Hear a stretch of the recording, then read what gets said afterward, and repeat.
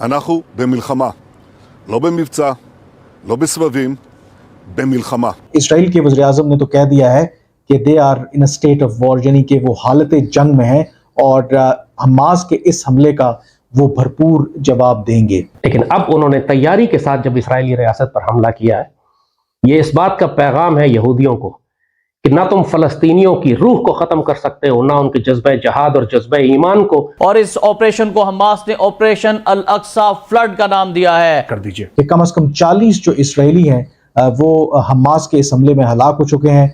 जो जख्मी होने वालों की तादाद है वो इससे कहीं ज्यादा है। कि फ़लस्तीन से हम लड़ने की अपील करते हैं और तमाम मुसलमानों से अपील करते हैं कि वो इस जिहाद में हमारा साथ दें। जितने भी हमारे इजरायली भाई हैं, यहूदी भाई हैं, मैं आपको सिर्फ एक चीज कहना चाहता हूं, एक विश्वास आपको दिलाना चाहता हूं।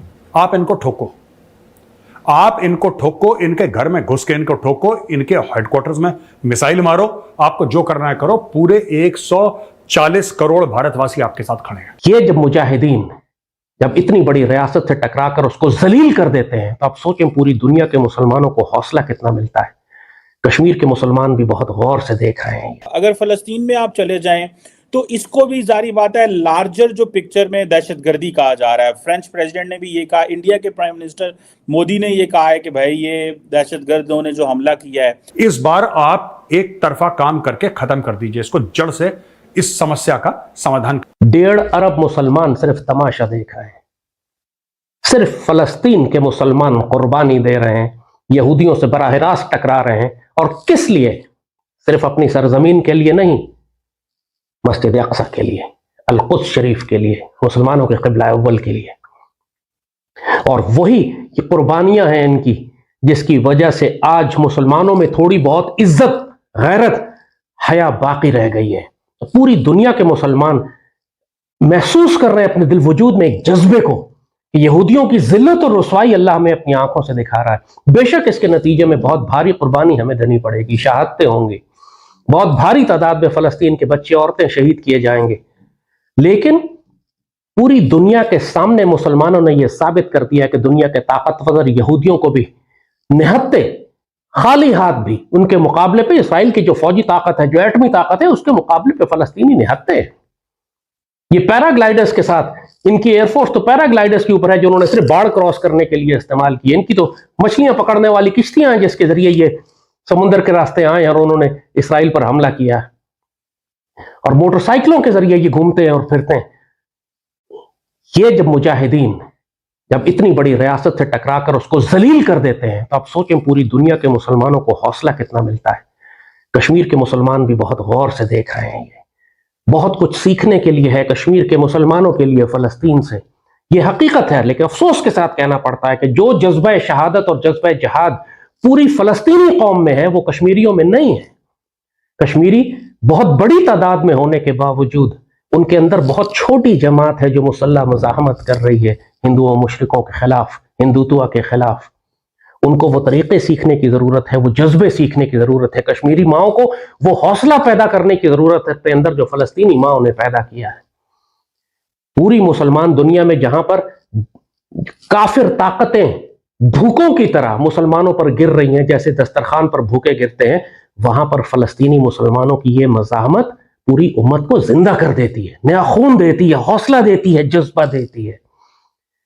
इसकी कोई कीमत नहीं है। कायनात में आप लाखों अरबों रुपया भी खर्च करते थे तो मुसलमानों को इतना हौसला नहीं मिलता, हमें इतनी खुशी नहीं मिलती, हमें इतना जज्बा ना मिलता दुनिया के मुसलमानों को जितना फलस्तीन के मुसलमानों ने आज एक दिन की कार्रवाई में पूरी उम्मत को तोहफे में दिया है। और सबसे बढ़कर सईदी रसूलुल्लाह के दीन की हिफाजत, यहूदियों को जलील और रुसवा करने का काम, और मस्जिद अक्सा की हिफाजत कि यहूदियों पर यह दहशत तारी कर दी जाए कि अभी फलस्तीनी जिंदा हैं, मुसलमान जिंदा हैं, तो मस्जिद अक्सा और क़िबला अव्वल को गिराने की जुर्रत भी ना करना।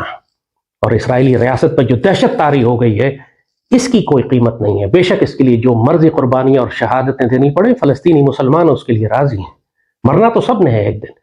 जो बेगैरती और बुज़दिली की जिंदगी गुजारेंगे वो भी मारे जाएंगे, और जो इज्जत और बहादुरी और शर्फ और गैरत और शुजाअत और दलेरी के साथ जिंदगी गुजारेंगे वो भी शहीद होंगे। कोई इंसान जो बेगैरती और बुज़दिली और बेशर्मी और बेहयाई की जिंदगी गुजारता है वो क़यामत तक जिंदा नहीं रहेगा, उसने भी मर जाना है। लिहाजा जिंदगी और मौत, मुसलमान तो कभी इससे नहीं घबराता।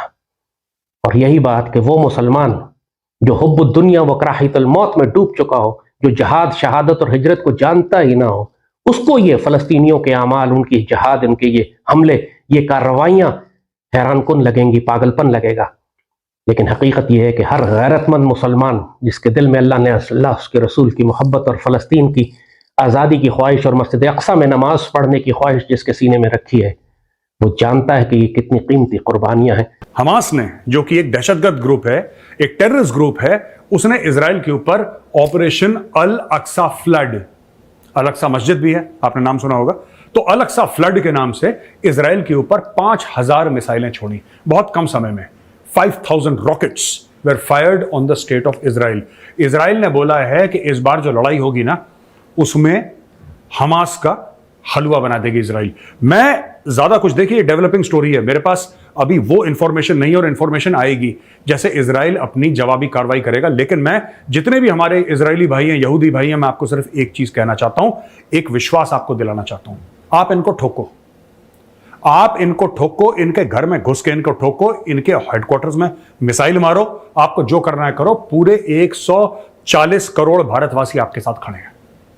मैं जानता हूं और मैं इस चीज को पहचानता हूं, मैं दिल से तस्लीम करता हूं कि हमास जैसी ऑर्गेनाइजेशन ये लातों के भूत हैं, और इनको सिर्फ और सिर्फ आईडीएफ, इजराइल डिफेंस फोर्सेस की ही भाषा समझ में आती है।